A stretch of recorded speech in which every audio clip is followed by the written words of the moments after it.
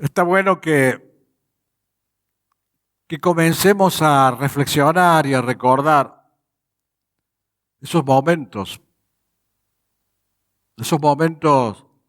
tanto los momentos previos como los momentos culminantes en la vida de Jesús, que finalizaron y terminaron con su crucifixión. Con su crucifixión, pero allí el enemigo creía haber obtenido la victoria, pero él venció la muerte. Venció la muerte, se levantó, dejó la tumba vacía y nos regaló también la promesa de la resurrección. Claro, nosotros que miramos el hoy, que tenemos esa tendencia a mirar el presente y no todo lo venidero, quizás no veamos la real magnitud de lo que Cristo hizo. Pero esa magnitud significa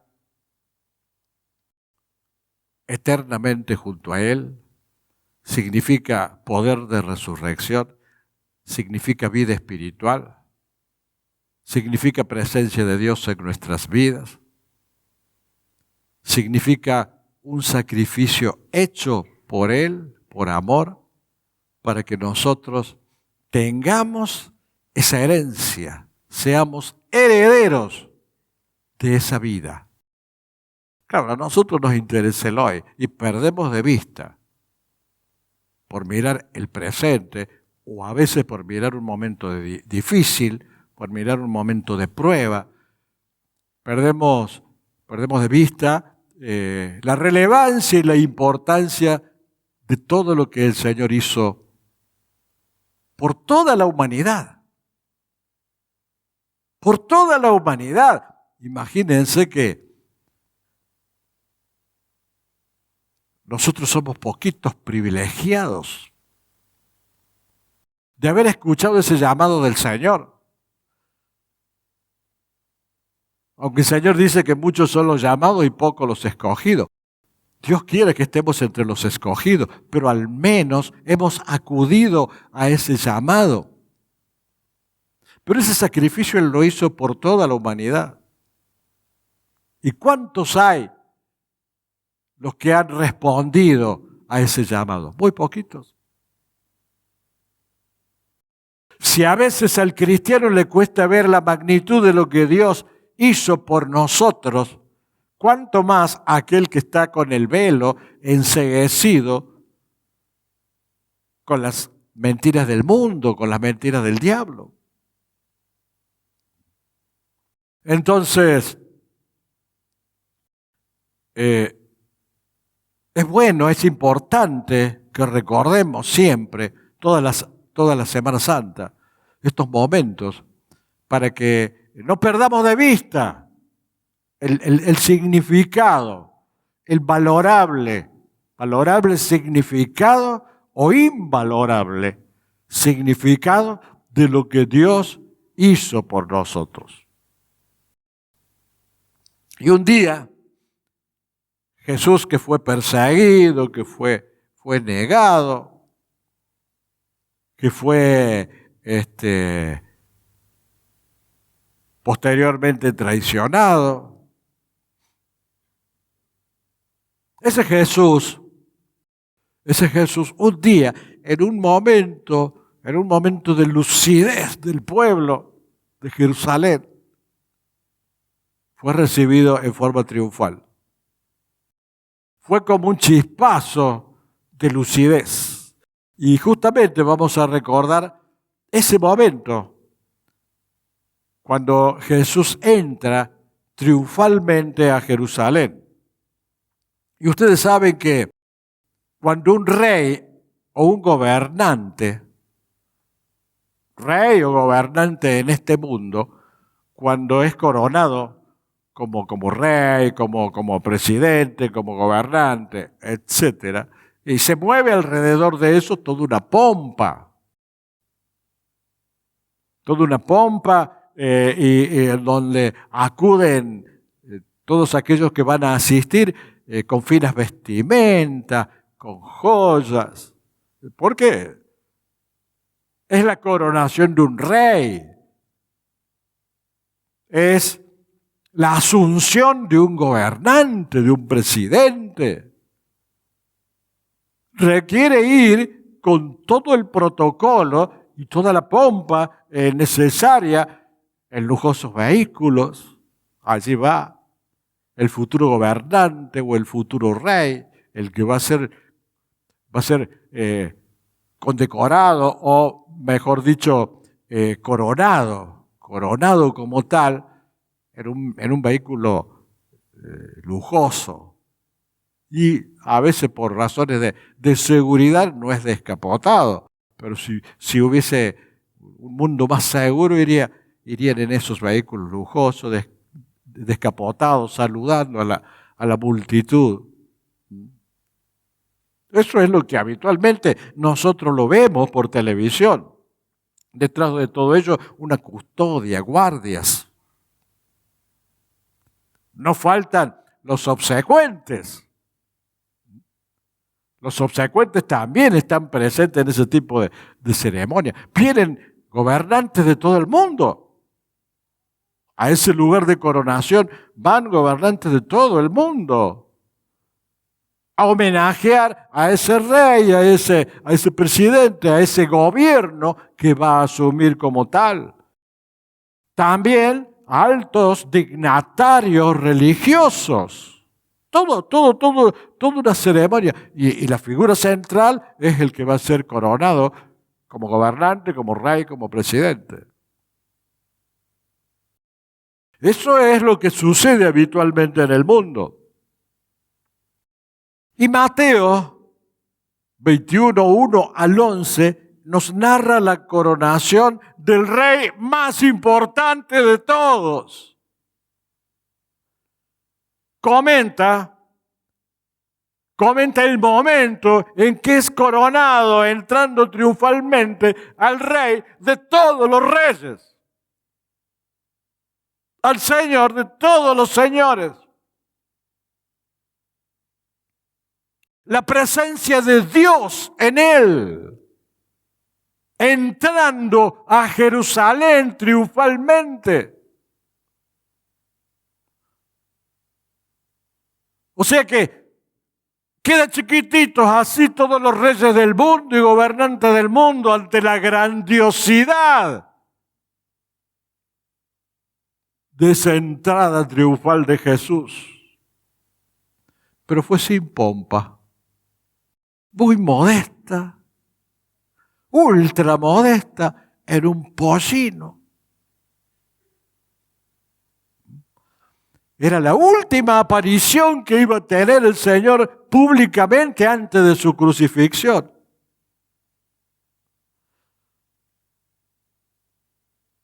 Y quizás, porque le faltaba esa pompa, muchos no valoraron la magnitud de esa entrada.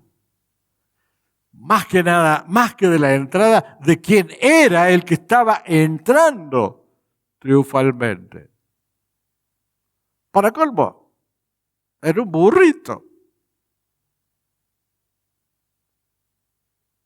En lugar de entrar en un brioso caballo guerrero, porque ese pueblo quería que los liberara del yugo del Imperio Romano. El rey entra en un burrito, sin pompa, sin guardias, sin obsecuentes, sin seguidores, sin la presencia de dignatarios religiosos ni políticos. Allí entraba el Rey de Reyes, el Salvador de la humanidad.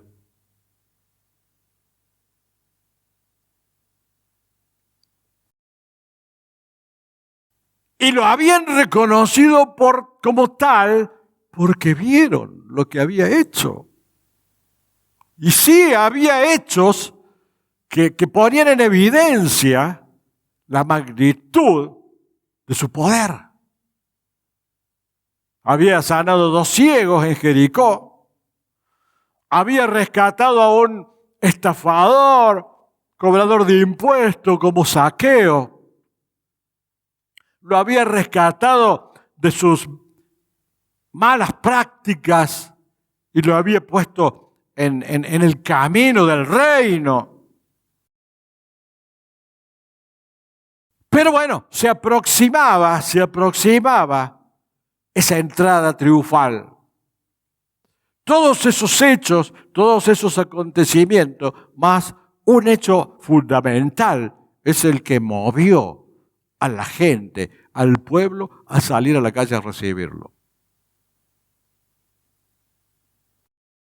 Y dice que el día anterior, antes de la Pascua, dice Juan 12, 1, 3, 6 días antes de la Pascua, o sea, fue un viernes, 6 días antes de la Pascua, se fue a cenar con sus amigos, María, Marta y Lázaro. A encontrar en esos momentos de angustia, porque el Señor sabía lo que habría de venir, a encontrar la paz y el afecto de esa amistad sincera, auténtica, sin hipocresía, que le brindaban tanto Marta como María como Lázaro. Iba a sufrir un gran dolor iba a sufrir. Entonces era necesario estar tranquilo, en paz, junto a sus amados amigos.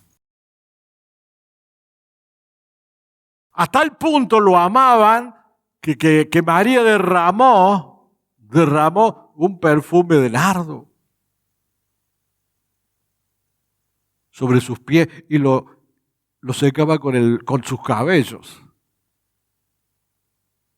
Tal era el amor que tenían por Jesús.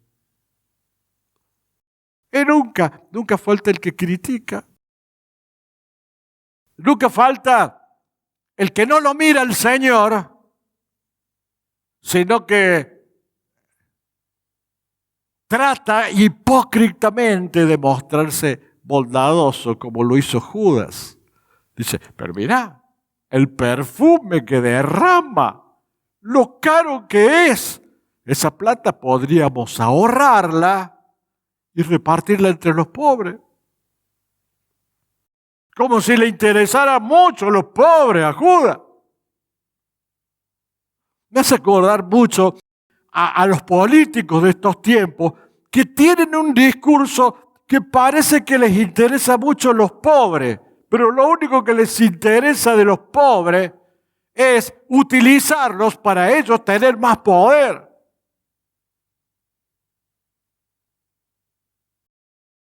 Y brindan un mensaje hipócrita que la gente ingenuamente se lo cree. Se lo cree. Y es para enriquecerse ellos. Bueno, sucedía en esos tiempos. Judas ya tenía esa mentalidad. Esa mentalidad hipócrita. Mirá que los pobres. Judas pensando en los pobres. Podríamos repartir entre los pobres el dinero que cuesta este perfume.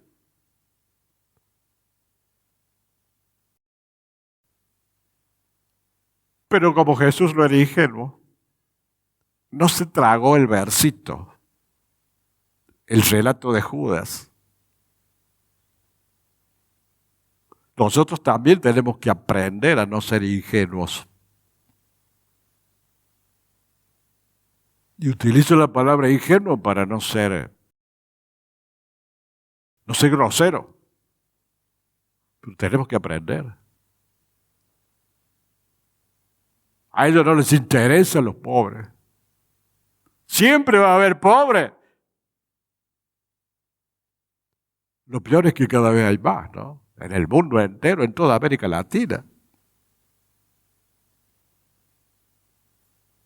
Y mientras tanto, se lavan la boca muchos gobernantes de América Latina diciendo que defienden a los pobres.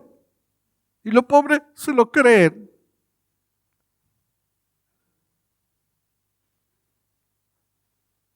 es lo que hizo Judas, es lo que dijo Judas. ¿Y qué le respondió Jesús? Juan 12, 7, 8. Déjala que unja mis pies con su perfume. Déjala que para el día de mi sepultura ha guardado esto. Sabía que iba a morir Jesús. Y sabía que ese ungimiento iba a ser el preludio de la sepultura que vendría. Y bueno, me está ungiendo, aunque María no sabía, Jesús sí sabía de que lo estaba ungiendo para la sepultura. Porque a los pobres siempre los tendré. Jesús sabía que el mensaje que decía Judas de pensar en los pobres era mentiroso, porque los pobres siempre han existido a causa de los que usan a los pobres. Y no solo que han existido, sino que cada vez aumentan más. Por eso el Señor ya en aquel momento decía, porque a los pobres siempre los tendréis con vosotros, mas a mí no siempre me tendréis. Siempre va a haber pobres. A pesar de que hay reyes, gobernantes, que son elegidos en medio de una gran pompa y que tienen el verso de luchar contra la pobreza, a pesar de eso, siempre va a haber pobres y cada vez más. Porque al hombre le interesa lo que le interesaba a Judas, el dinero. No los pobres.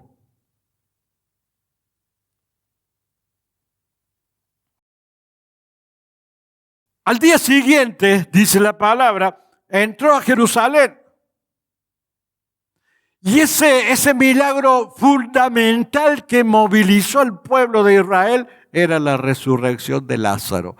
La resurrección de Lázaro fue el broche de oro como para decir, bueno, es sin duda, tiene el poder de Dios. Ha levantado un muerto. ¿Quién podría resucitar un muerto? Sino Dios en la presencia de Jesús.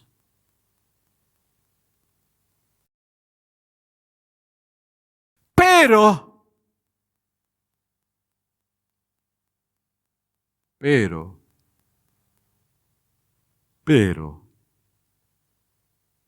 Jesús molestaba, empezó a molestar, porque le iba a quitar poder a los poderosos, porque lo iban a seguir a él en lugar de seguir a los poderosos. Entonces había que matarlo. Pero no solo a él, había que matar también a Lázaro. Porque Lázaro era un testimonio del poder de Jesús, del poder de Dios, de la presencia de Dios.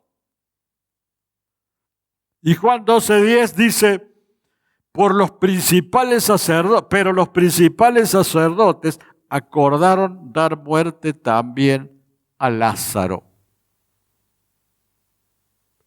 Vieron que no han cambiado los corazones de los hombres a través del tiempo, la hipocresía del hombre a través del tiempo. En religiosos y no religiosos, reina y está presente esa hipocresía.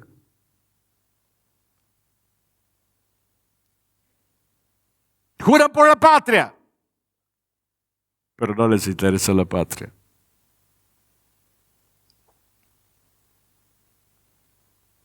Dice que vienen por los pobres, pero no les interesa a los pobres.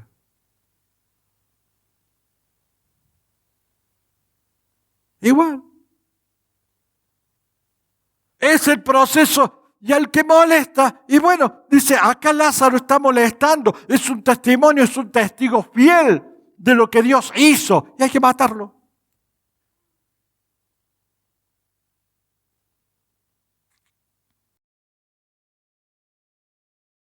Mateo 21:1 comienza el relato de la entrada triunfal diciendo que cuando se acercaron a Jerusalén y vinieron a Betfagé, al monte de los olivos, Jesús envió 2 de sus discípulos. Otra cosa, aquí hay mucha tela para cortar en las enseñanzas de todo esto. Eligió 2 discípulos, eligió a los de mayor confianza, porque no podían fallar en esto. El plan de Dios estaba por consumar y eligió a 2. A 2 de sus discípulos, aquellos que le iban a cumplir, que iban a ser responsables y fieles al mandato de él. No a aquellos que, iban a recibir una orden, después iban a hacer otra cosa o no le iban a hacer. No, eligió a 2 fieles, leales, cumplidores, responsables, capaces. O sea que había que preparar un hecho trascendente. No era lo que hoy se le llama el Domingo de Ramos, que no fue domingo, que fue sábado.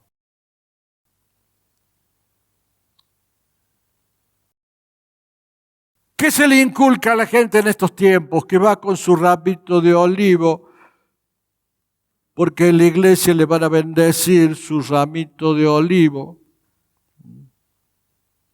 Entonces ya tienen la bendición del ramito de olivo que lo llevan a su casa y lo conservan durante un año hasta la próxima Semana Santa.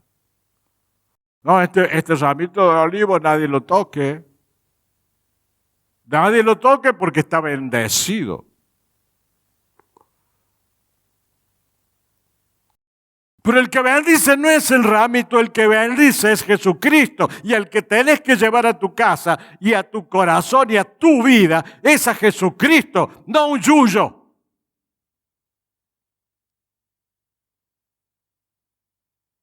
El yuyo lo único que sirve es para conmemorar un momento determinado y nada más.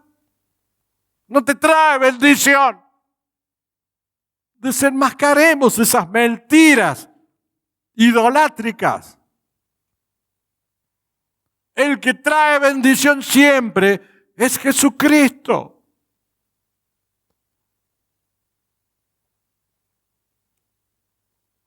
Por eso nosotros no le pedimos que traigan el ramito, ni que se vayan con el ramito. Nosotros queremos que se vayan con Cristo en su vida, con Cristo en su corazón, con Cristo como Rey, no con un ramito, no con un yuyito.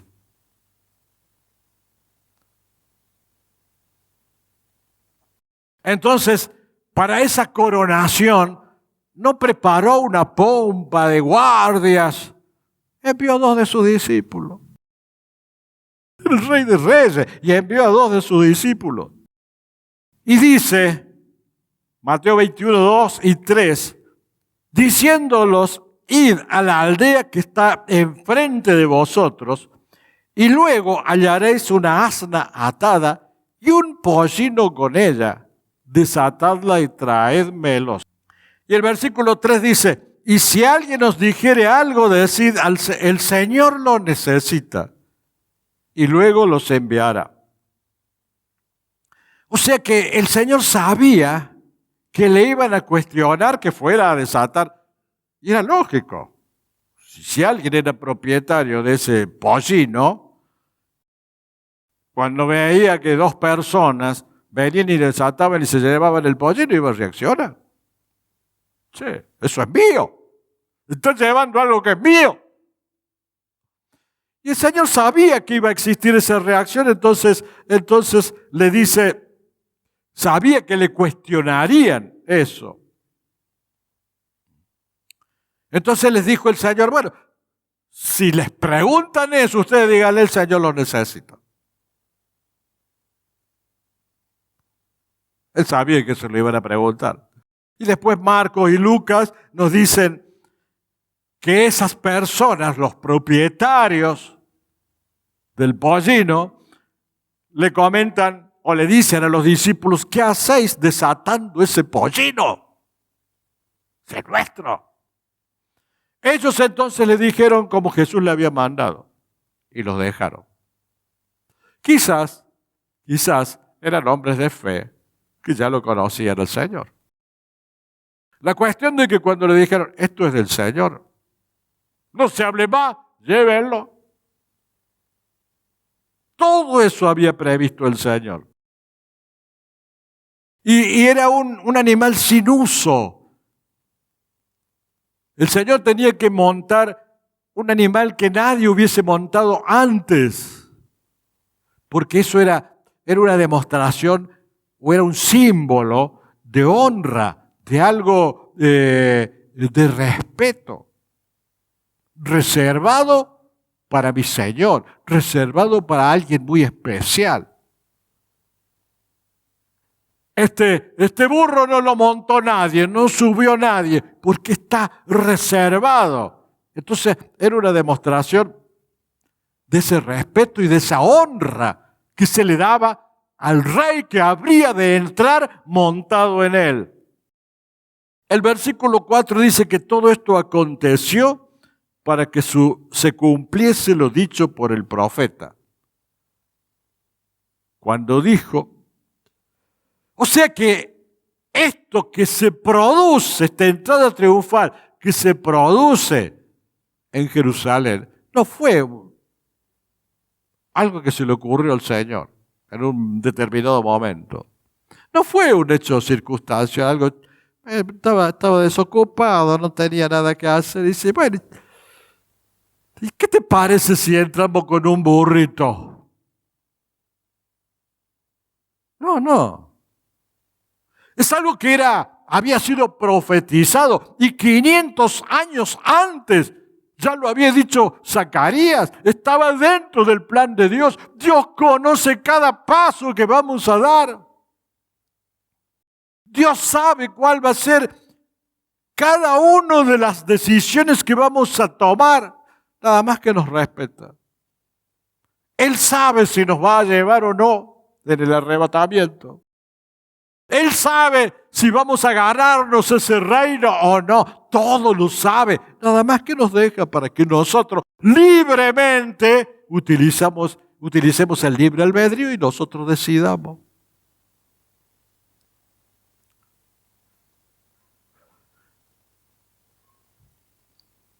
Nos tiene sacada la ficha a todos, hermanos. Como decimos nosotros, nos tiene sacada la ficha. Desde antes de la creación. Así que imagínate.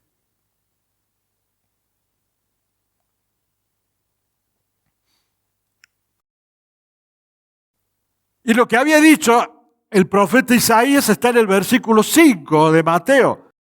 Decid a la hija de Sión: he aquí el rey viene a ti, manso y sensato, sobre una asna, sobre un pollino, hijo de animal de carga. Eso ya lo había dicho 500 años antes el profeta. Y se cumplía ahora, allí, en ese instante, en ese momento. El ministerio de Jesús tenía dos objetivos: cumplir con el plan de Dios, con la voluntad de Dios. Ese debería ser el objetivo, tomándolo como maestro a Jesús, debería ser el objetivo de todo cristiano: cumplir con la voluntad de Dios. No que Dios cumpla la voluntad nuestra, porque nosotros somos al revés. Nosotros queremos que Dios me dé, que Dios me haga, que Dios me diga, que Dios me haga esto, como para teniéndolo allí, al servicio nuestro. Y la enseñanza que nos da Jesús es que Él, su ministerio, lo práctico, lo realizó para cumplir con la voluntad de Dios, y no la de Él, y no la nuestra, y no la tuya, hermano. Jesús no va a hacer lo que vos querés que haga. Él va a hacer lo que en su soberana voluntad decida. ¿Vos sos el que aceptás o no? Y el otro objetivo que tenía Jesús era cumplir con lo que habían dicho los profetas respecto de su primera venida. Cuando dice la hija de Sión, Sión eran los habitantes de Jerusalén, o sea, se asocia a Sión con Jerusalén. El monte de Sión era la colina más alta de la ciudad. Bueno, pero allí está la incongruencia. ¿Cómo puede ser que el rey entre montado en un asna, en un pollino? Que el rey celestial entre montado en un pollino. Y los reyes o gobernantes malvados de este mundo, de esta tierra, entran con gran pompa.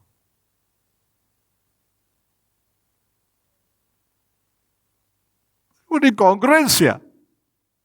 Es una incongruencia. Por eso, cada vez me siento más feliz y más gozoso de pertenecer a Cristo. A Él no lo manipula nadie. Él hace lo que es su voluntad y ejerce su soberanía. Una soberanía mansa, humilde, profunda, íntima, real, verdadera, sincera, leal, auténtica.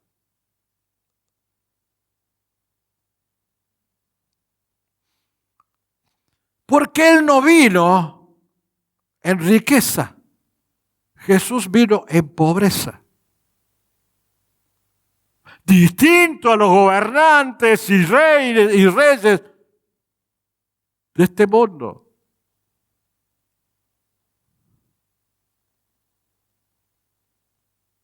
Que entran pobres y salen ricos.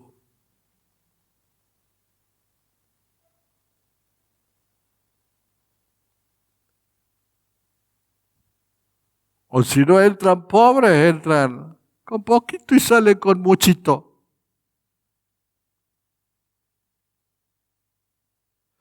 Jesús no vino en riquezas, sino en pobreza. Porque a Él no le interesaba el reino material, sino el reino espiritual. No vino en grandeza, sino en mansedumbre. No vino a traer perversión, muerte, órdenes,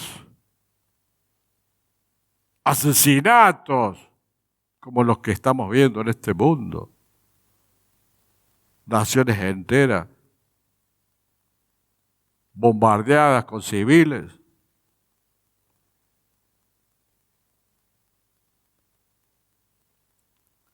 Los que vienen con toda la pompa también vienen con toda la perversión muchas veces. No siempre, pero muchas veces. Él vino con toda su grandeza, a pesar de lo grande que era, en absoluta mansedumbre. No vino a matar enemigos de Israel, sino que vino a salvar a toda la humanidad. ¡Qué diferencia! Yo diría que se queden con su pompa. Yo me quedo con mi rey. Yo me quedo con mi Señor.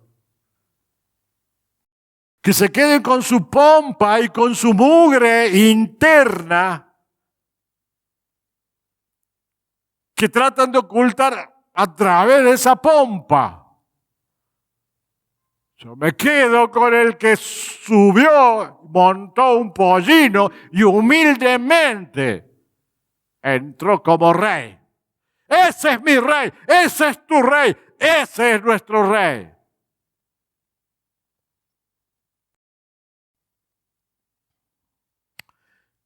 El Verbo encarnado fue para que se humillara y no para ser glorificado solamente con la resurrección. Fue necesario la humillación previa y pasar por el peor de los oprobios.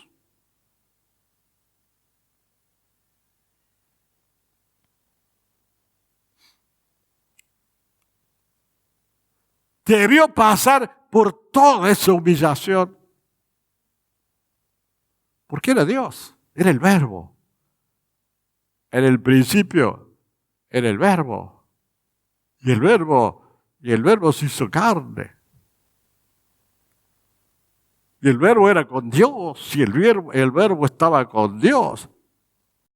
¿Qué necesidad tenía de venir a sufrir a esta tierra? Ninguna. O mejor dicho, sí, una necesidad tenía.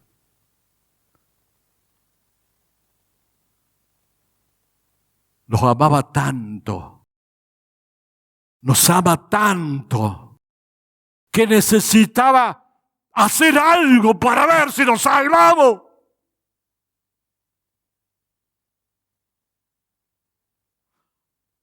Y tanto que hizo y todo lo que hizo para que sea valorado y recibido por muy poquitos.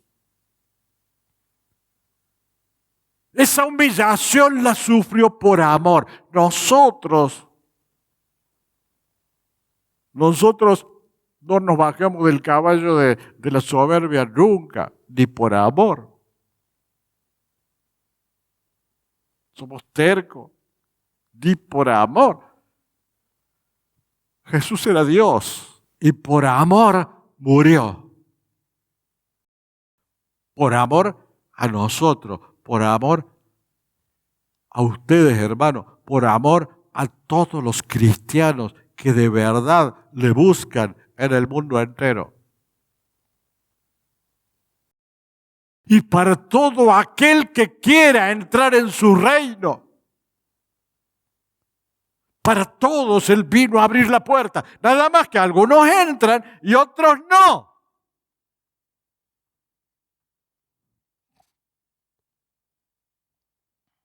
Y también cumple con otra profecía que se va a producir más adelante.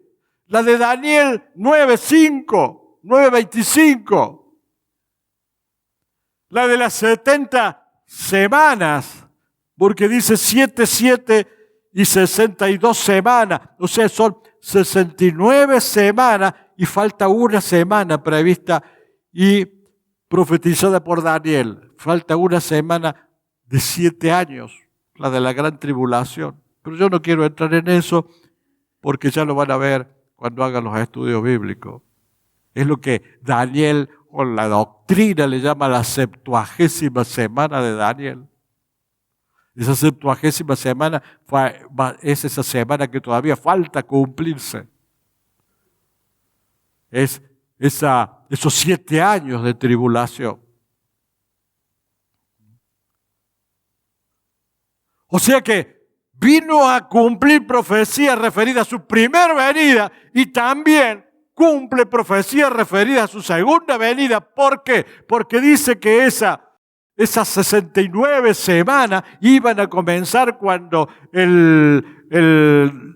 al rey Artajerjes emitiera un decreto para la reconstrucción del templo. Y ese decreto se iba a producir, se iba a emitir Iba a comenzar esas 69 semanas cuando entrara el príncipe a este mundo, a esta tierra, el príncipe rey, ¿cómo le llama? La venida del Mesías. Pero ese tema ya lo vamos a ver después en otro momento. O sea que Dios estaba cerrando todas las cosas. Nada es por casualidad en el plan de Dios. Nada.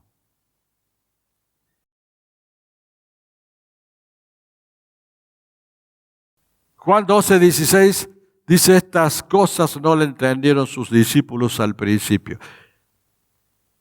Los discípulos no entendían nada de lo que habría de venir. Como no la entendemos ahora, y muchos no la entienden, pero no reconocen que hay cosas de Dios que hay que aceptarla y hay que reconocerla por fe, por voluntad o por decisión del pastor o de la autoridad de cada iglesia. Pero nosotros que no entendemos nada, como no entendían los discípulos, siempre juzgamos como si lo supiéramos todo. Que el pastor, que cómo va a decir eso, que yo haría esto otro.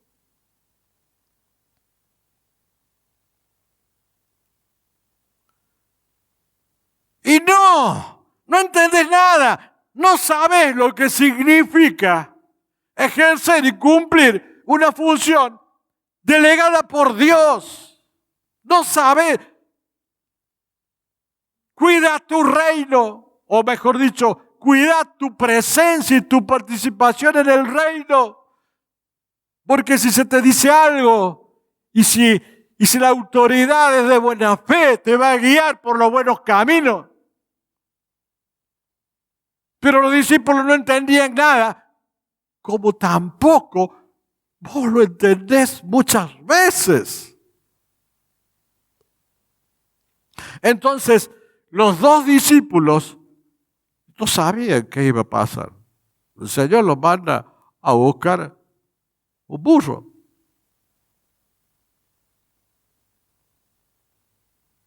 ¿Y qué podrían haber pensado?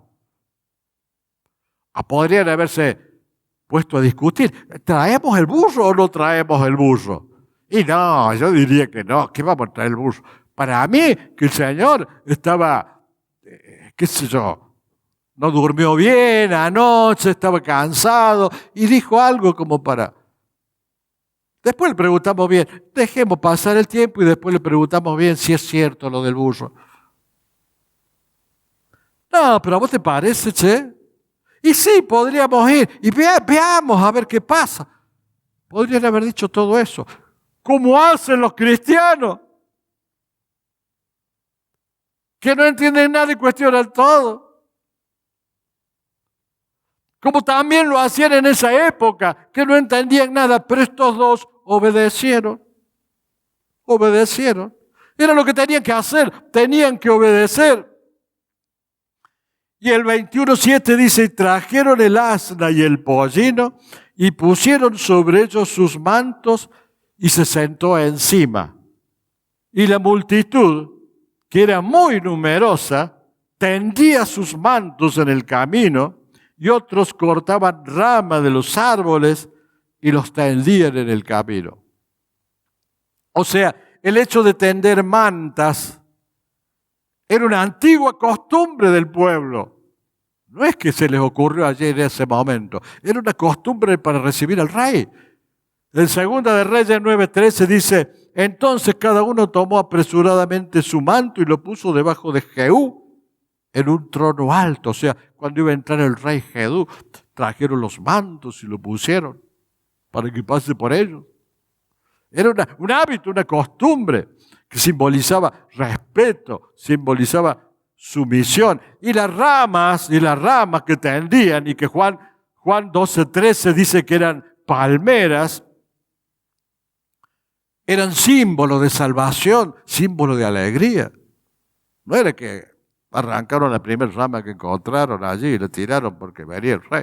No, tenía todo un simbolismo. Esto era todo un ritual que venía ya desde el Antiguo Testamento. Y dice que la multitud proclamaba alabanzas al Mesías. El versículo 9 dice, y la gente que iba delante y la que iba detrás aclamaba diciendo, Hosana, el hijo de David, bendito el que viene en el nombre del Señor, Hosana en las alturas. Caifás, sin darse cuenta, también había profetizado la muerte.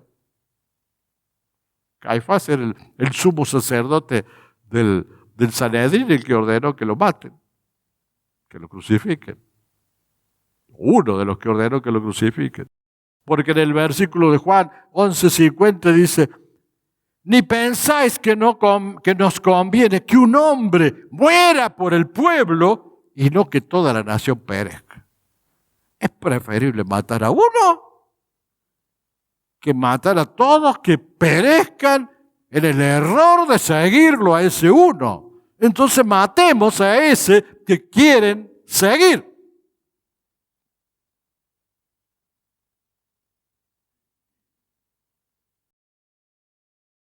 Y decían, Hosana, que significa salva ahora. Hosana rey, Hosana hijo de David.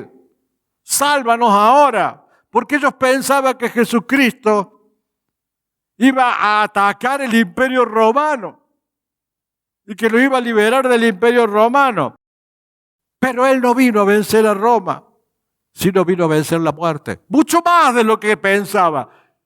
Vino a vencer el pecado y la muerte. Venció la muerte. No solo a ese enemigo invasor, a ese enemigo imperialista, sino la muerte. No vino a guerrear contra Roma. Si no sabe a qué, escuchen esto. Vino a restaurar la paz de Dios con el hombre y del hombre con Dios. Miren, tengan presente la relevancia y la importancia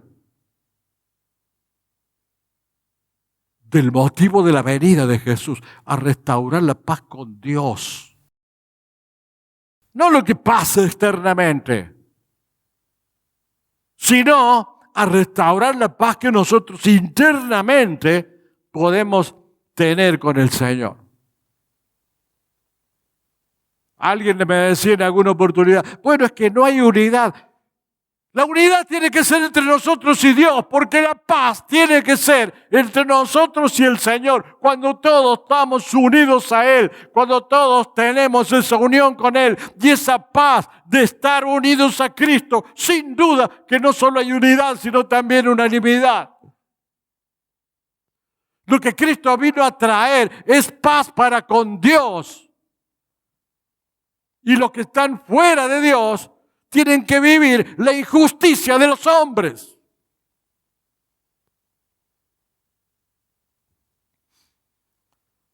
Y dice que cuando entró Él en Jerusalén, toda la ciudad se conmovió diciendo, ¿quién es este?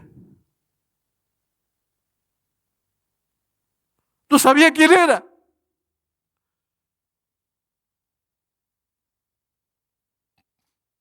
Y la gente decía, este es Jesús, el profeta de Nazaret de Galilea. Decía, pero este es el profeta.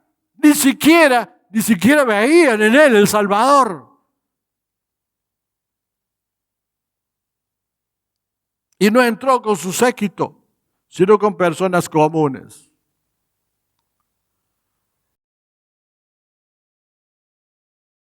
Que Dios nos bendiga grandemente y que podamos reconocer lo que el Rey hizo por nosotros. Que Dios nos ilumine. que alguna vez Dios despierte a su pueblo y reconozca y vea lo que Dios puede hacer.